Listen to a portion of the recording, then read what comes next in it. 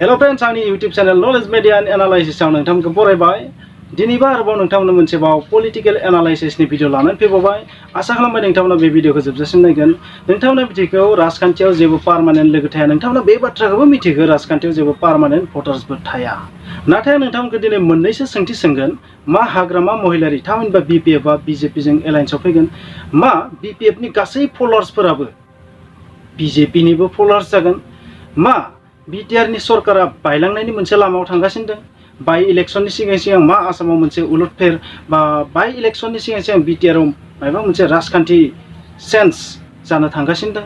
जुदि BPF बा BJP जों एलायन्सआव फैयो, मा UPPL नि सायाव माबा मोनसे गाज्रि गोहोम गोलैगोन नामा? बेबायदि माखासे सोंथिनि फिननायखौ नोंथांमोना होनो हागोन जुदि नोंथांमोना आंनि बे भिडिअखौ जोबजासिम नायो।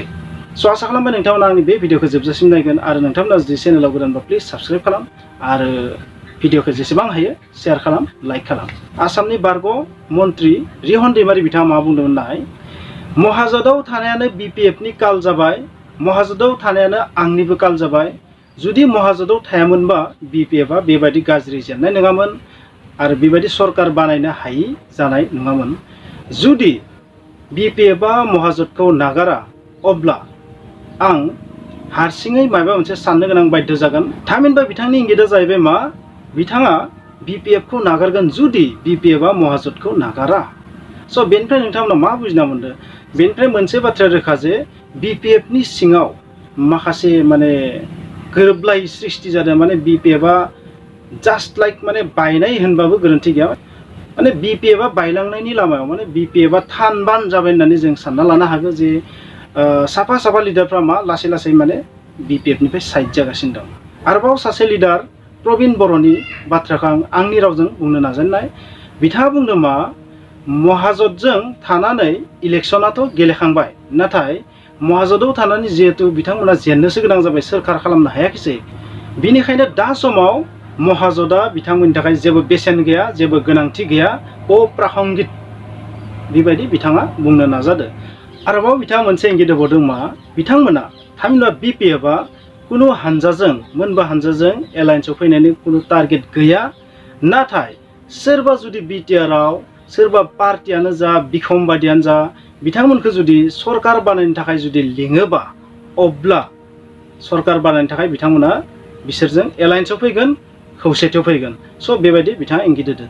स' बेनिफ्राय नोंथांमोना मा बुजिना मोनदों? बे बाथ्रानिफ्राय ओरैबायदि मोनसे बाथ्राया नुजानानै फैदो, BPF आ BJP जों एलायन्स जागोनखौथ' बुंनो हालिया, नाथाय बिथांमोननि टारगेटआ जाहैबाय मा? UPPL खौ माबोरै हायो दाबो सरकारनिफ्राय होख्लायनायाव चान्स दं। आरो जिहेतु बिथांमोना महाजोतनिफ्राय ओंखारबोदों, बिथांमोना जुदि एलायन्सआव फैनो गोनां जायोबाबो मायबा बिखमबादियानो जा मायबायानो जा सोर जाथावना? अनलि मोननैल'सो हानजा दं बुंजायो, BJP नङाबा UPPL। स' BJP नङाबा UPPL बे मोननैजों लोगो नांनासो बिथांमोना मा? सरकार बानायनो हानायनि स्कपबो दं। स' बिथांमोना जुदि UPPL जोंथ' मोजाङानो नंखाया, नङा होमबा? स' बेबायदि बिथिङाव बिथांमोना मोनसेल' हानजाजों एलायन्सआव फैजागोन, BJP। जुदि BJP आ UPPL खौ जोखारनानै BPF जों जुदि एलायन्सआव फैयोबा बे बाथ्राया सैथो जे BTR आव BPF BJP सरकार जानाया सियर। स' बेबायदि जों बुजिना लानो हायो। स' आसा खालामबाय नोंथांमोना बेनिफ्राय मायबा मोनसे क्लु मिथिदो जे BPF नि टारगेटआ मा। हाग्रामा महिलारि बिथांनि आं मोनसे बाथ्रा बुंनो। हाग्रामा महिलारिया मा खालामदों? थांनाय शुक्रबाराव जनता भवनाव हिमन्त बिश्व शर्मा सारखौ लोगो हमनानै बायदिसिना रायलायबाय, बायदिसिना आं बेफोरखौ बुंलिया। हिमन्त बिश्व शर्मा सारखौ जनता भवनाव लोगो हमबाय। नेक्स्ट सेटारडे खालि, शनिबार खालि महाजोतनि प्रेस कनफारेन्सआव बिथाङा एबसेन्ट, BPF आनो एबसेन्ट। BPF नि सासेबो सोद्रोमाया बेवहाय एटेन्डनानै थायाखै। बेनिफ्राय मा बुजिना मोनो जे हाग्रामा महिलारिया जेराव एबसेन्ट, जाय मिटिङाव बिथाङा एबसेन्ट, बिथांनि पार्टियानो एबसेन्ट, डेट मिन्स बिथांमोना महाजोतनिफ्राय ओंखारबोनाया फुल एन्ड फाइनाल। जानो हागौ बिथांमोना फर्मेलि इनफरमेसन होआखै दाबो, नाथाय बे बाथ्राया रोखा जे बिथांमोना महाजोताव गैलिया। हिमन्त बिश्व शर्मा सारजों BJP जों BPF आ गोबां रायलायगासिनो दं, सावरायगासिनो दं। बिथांमोना माबा मोनसे क्राइटेरिया सृष्टि खालामनो सेस्था खालामदों जे मा क्राइटेरियाजों बिथांमोना एलायन्सआव फैगोन बेखौनो निश्चय सावरायबाय दं। स' मा क्राइटेरिया बिथांमोननि गेजेराव थागोन, मोननै हानजानि गेजेराव थागोन, बेखौथ' जों दा मिथिथ'वा जिहेतु बाथ्राया आउट जायाखै।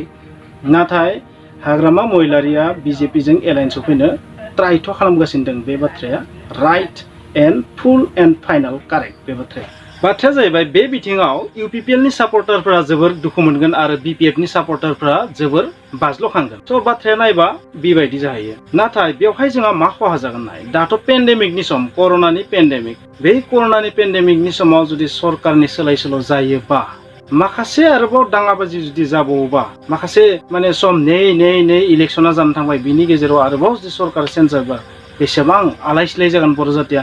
माने बर' हारिखौ माने खेला गेलेनाय पुतला बायदि फिदिंबाय थानाय जागोन बाथ्राया। बेनिखायनो आं मोनसे बाथ्रा बुङो जोंनि रायजो राजा बिथांमोनखौ, जे बेबायदि जेन जानो होआ, बेबायदि जायियानो जोंनि थाखाय बेस्ट होननानै आं सानो। स' नोंथांमोन आं जा सोंथि सोंदोंमोन जे हाग्रामा महिलारि थामहिनबा बिपिएफआ बिजेपिआव जइन जानो हागौ नामा? नोंथाङा सानना नायदो, जइन जानो हागोन ना? निस्सय जोबोर चान्स दोङो, 99% होनाङो, नाथाय मायबा मोनसे माने पजिटिभ% दोङो जे जइन जानायनि मोनसे चान्स दङ। आरो जइन जायोबा इउपिपिएलआ बा दा थानाय जि सरकार बिजेपि इउपिपिएल, बे सरकाराव आरो दा थानाय जि सरकार दोङो बिजेपि इउपिपिएल आरो गुबुन गुबुन जाय हान्जाफोर दंबावो, बे सरकाराव माबा मोनसे हेम्पार, माबा मोनसे गोहोम गोलैगोन नामा? बै गोहोमा खिन्थु सबसे इम्पर्टेन्ट पइन्ट। जुदि गाज्रि गोहोम गोलैयोबा बेयो बर' जातिनि थाखाय ओरैनोबो बहुत खहा जागोन। मानो होनोबा दा जाफोर खामानिफोरा जेसेबां स्पिडआव थांबाय दं, बै खामानिफोरा मा जागोन, लोगो लोगो स्टप जागोन। आरो जा सुक्तियाव जा माखासे माने खामानिनि बाथ्रा लाना फैदोंमोन सुक्ति खालामनानै, बै सुक्तिनि खामानिखौ निस्सय बिपिएफआ मावाबो जानो हागौ। मानो होनबा बिपिएफनि एजेन्डायावनो गैखाया बेफोर। स' बिथांमोना मावाबो जानो हागौ। स' बे जोबोर गिदिर माइनास पइन्ट जागोन बर' हारिनि थाखाय। जा खामानि मावनो गोनां दं बर' जातिनि थाखाय सुक्तियाव जाखिनि खामानिखौ सुक्ति खालामनानै लाना फैदों, बे खामानिखौथ' एनडिएफबि आरो एबसुनिफ्राय फैनाय सुबुंफोरासो मावखागोन। स' बे बाथ्राखौ बुंनायाव थारैनो मा जागोन, बिपिएफनिफ्राय आंखौ गाज्रि मोनगोन। नाथाय जुदि बिथांमोनाबो मावोबा बिथांमोनाबो आंनि थाखाय बेस्टआनो जागोन। नाथाय सबसे गिदिर गोरोन्थिया जागोन बिथांमोना जुदि दा थानाय सरकारखौ जुदि सिफायनो नाजायोबा, बेथ' जोबोद गिदिर हार्मखा बर' हारिनि थाखाय। मानो होनबा जोंनि बर' हारिया अफिसियेल रेकर्डआ बेसे 15 लाख 20 लाखनिबो सिङाव एसेबां खम सुबुं सानखोनि सरकारानो बार बायबाय थायोबा, खम सुबुं सानखो मिन्स सरकाराथ' खालि बर'नि थाखायल' नङा बुंनो थाङोबा, नङा होमबा? खिन्थु बिटिआरआथ' बर'फोरानो बिना लाबोनाय, नङा होमबा? गुबुन हारियाथ' सापर्टआनो गैयामोन। ओंखायनो बुंनाय जादों मा बर' हारिनि होनना बुंनाय थांदों आरो। नाथाय मोनसे जायगाया, मोनसे हादोरा, मोनसे हाया, मोनसे भुमिया गासिबो हारिनि थाखाय। ओंखायनो नोंथांमोना साननाङा, माने आंनि बुंनायनि जाहोना बेनो, जिहेतु एबसु आरो एनडिएफबि बा गुबुन गुबुन संगठना, बर'नि संगठनासो बिना लाबोदो बेखौ। गुबुनाबो सापर्ट दं, खिन्थु बेयाव गुबुनाबो सापर्ट दं। बेबायदि माने कनसेप्टआव आं बुंनाय थांदों, खिन्थु बेयो गासै बिटिआरआ गासैबोनि थाखाय, गासै हारिनि बेखौनो बुंगोन। स' बे बिथिङाव सरकार सोलायनाया जोंनि बर' हारिनि थाखाय जोबोर गिदिर खहा जागोन होननानै आं सानो। स' हाग्रामा महिलारि बिथाङा मा टाइपनि माने राजखान्थि खालामनो थांबाय दं आं बुजिना मोनाखै। मानो होनोबा आं बेवहाय बे बाथ्राखौ लाबोनायबो नङामोन। खिन्थु प्रबिन बर' बिथाङा बुंनाय बायदिबा सोरबा जुदि बिखम बायदिया, सोरबा हानजाया जुदि सरकार बानायनो थाखाय आवगायबो, जिहेतु बिथांमोननि जिएमआ माखासे माने गोबांथार जिएम दं। थ' बे बिथिङाव बिथांमोनजों जुदि बिजेपिया जइन जायो, बिजेपिनि अनगायैथ' गुबुना जाखाया नालाय सरकार, बिजेपिया जइन जायोबा आरामसे सरकार जायो। आरो इउपिपिएलजों बिपिएफजों लोगो नांबाबो सरकार मोनसे जायो। नाथाय बिथांमोना बुंदोंबाबो, प्रबिन बर' बिथाङा बुंदोंबाबो, सोरबा बिखम बायदिया सोरबा हानजाया जुदि सरकार बानायनो आवगायबोयो, अब्लाना बिसोर सरकार बानायगोन। नाथाय बिथांमोना निस्सय इउपिपिएलजों सरकार बानायनाय नङा, आं बेखौनो आसा खालामो। आरो बेबायदि जुदि सरकार जानायमोनबाथ' बे मोनसे जोबोर मोजां जारिमिन जागौमोन, हिस्ट्रि जागौमोन। बिथांमोना जुदि सरकार बानायो, निस्सय बिजेपिजों बानायगोन। आरो बिजेपिया जुदि माने गिरगिट बायदि जुदि कालारखौ बदलायनानै, केरेक्टारखौ बदलायनानै जुदि बिपिएफखौ सापर्ट खालामफिनबाथ' निस्सय बे सरकारा ओरैनो बायलांखागोन। मानो होनबा सरकारा बिजेपिनि आखायाव दं। दा बिजेपिया जि खालामो बेनो जागोन। मोख्रा बायदि माने फिदिंनो हानाय कन्डिसनाव दङ बिजेपिया, नङा होमबा? बिटिआरनि सरकारखौ। स' बे जाबाय गासैबो बर' जातिनिनो भुल, नङा होमबा? जायनो भट होनाङा बेनो होयो। जोंनि मानसिफोरा सानना नाया फिउचारखौ, नङा होमबा? एसेबां खम सुबुं सानखोनि हारि जोंनि सुबुं सानखोआ, एसेबां खम हारिया मा जादों माने गुबुनजों फिदिं जाबाय थानाय, माने मा बुंगोन, नङा होमबा? बुंनो राव गैला। स' बेबायदि राजखान्थिनि बाथ्रा बुंबाथ' गोबानो हामासो मोनखायो, नङा होमबा? स' नोंथांमोना निस्सय बुजिनो हादो आंनि कुइसननि एन्सारा मा जाथ'ना। आं नोंथांखौ मोनसे कुइसन सोंदों, मा जुदि बिपिएफआ बिजेपिजों एलायन्स जायो, इउपिपिएलनि मा हार्म जागोन, मा लाब जागोन, मा खहा जागोन, बेबायदि मोनसे कुइसन सोंदोंमोन। स' नोंथांमोना सानना नायदो मा खहा जागोन जुदि बिजेपिनि माइन्ड सेटआ जुदि सोलायनानै थायो, बिपिएफनि फारसे जुदि धाल जायो, अब्लाना खिन्थु गोसोआव लाखि बे बर' जातिनि थाखाय खोमसिनि जारिमिन जागोन, जोबोद दुखुनांथाव जागोन।